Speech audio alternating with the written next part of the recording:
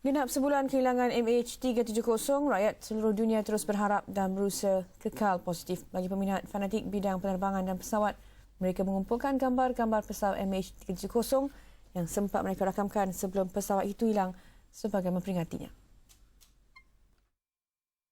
Projek ini diterajui oleh pembikin filem dokumentari Raish Studios, Michael Raish. Michael ingin memberikan satu platform kepada mereka yang terkesan sama ada secara langsung ataupun tidak dalam insiden kehilangan MH370 untuk meluahkan apa yang mereka rasai.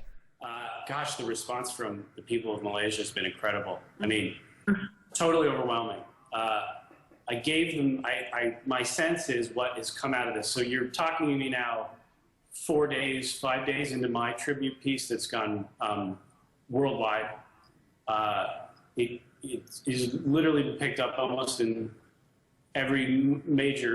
almost every country. It's been incredible. I've been watching the returns come in, but especially I want to keep this back to Malaysia.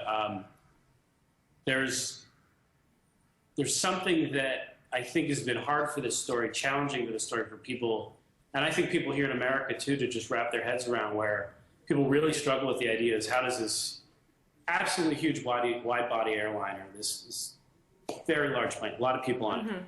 It's really hard time understanding how it just, as you said, disappeared. Ia juga sebagai memperingati pesawat itu yang banyak berjasa dalam menghubungkan manusia di seluruh pelosok dunia selama hampir 1 dekad. Gambar-gambar tersebut dirakam sejak 5 Oktober 2004, bermula di Vienna, Austria ketika pesawat itu sedang bersedia untuk berlepas, sehinggalah rakaman terakhirnya pada 28 Februari 2014 sebaik tiba di Los Angeles, Amerika Syarikat. Pesawat penerbangan MH370 atau nama sirinya 9M MRO pastinya memberi kesan amat mendalam kepada juru gambar yang merakamkan fotonya.